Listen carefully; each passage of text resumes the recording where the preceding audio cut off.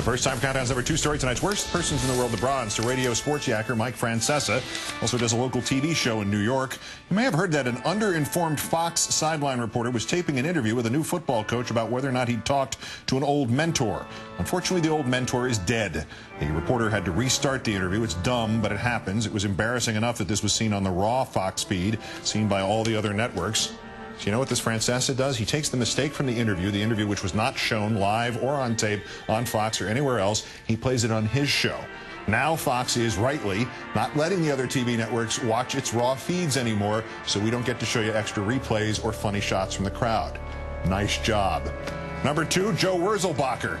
This guy's hypocrisy is already the stuff of legend. No plumber's license, but he's got a publicist. Lied about trying to buy a business, but he is trying to get a recording contract. Add one to the list. Fixed News, of all places, pointing out that a man who tried to equate Obama with Karl Marx because he wanted to spread the wealth was himself twice on welfare. He explained that he deserved it because he'd paid into the system. And yeah, except he didn't completely pay into it. The tax lien against Wurzelbacher in Ohio for nearly $1,200 is still officially unresolved. But our winner, Michelle Bachmann, about to begin her second term as the least stable member of your U.S. House of Representatives.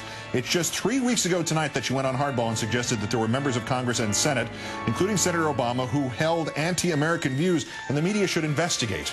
Well, Congresswoman Bachmann has now told Politico.com that she is, quote, extremely grateful that we have an African-American who has won this year. She called Obama's election, quote, a tremendous signal we sent. Exactly who's this we, Congresswoman? People who voted for him? I'm thinking you weren't one of that we.